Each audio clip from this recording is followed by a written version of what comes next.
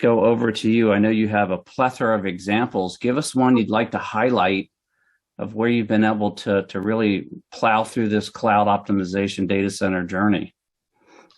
So I do have a number of examples, and a couple of them are pretty cool. I just want to start by saying I think this is a foundational shift in our capability at DHS, right? So not only getting to the cloud, doing the network modernization that's necessary to support coming out of off-prem data centers, which for an organization the size of DHS, we operate in some pretty remote locations. And that can be fairly challenging when you're shifting where your workloads operate, right? So instead of being in one or two very centralized locations, now we're asking our endpoints, our forward-leaning individuals and operators, to access data potentially in multiple locations. And without the network modernization supporting these changes, it wouldn't have worked very well. So I want to say that sort of broadly, the whole of the infrastructure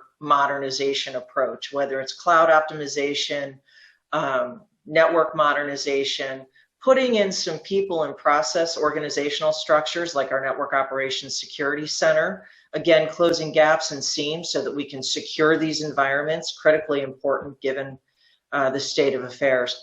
But to a specific example, in migrating out of Data Center 2, from a timing perspective, we were also smack in the middle of some pretty big financial systems modernization activities at the Department of Homeland Security, which for any large organization, but particularly in the federal government, financial systems modernization has proven to be a bit challenging, and we've had our own share of fits and starts with it.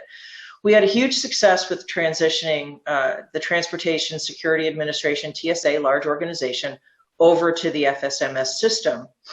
Right when I'm trying to close the data center, though, we're trying to migrate the U.S. Coast Guard, which is an order of magnitude larger in terms of support requirements in the financial system. And also lots of concerns about audits and all the things you're changing when you're migrating to a new financial system.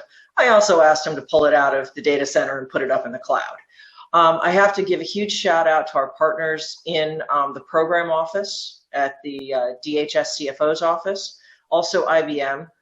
They came along on the journey with us to get that whole system out of Data Center 2 and into a cloud instance. Also re-platform it, not cloud native, but certainly in better condition than it was when it was in the brick and mortar data center, and given us the opportunity to provision resources, as you mentioned, Luke. Add capacity as needed, and particularly with this Coast Guard migration, that was a huge benefit.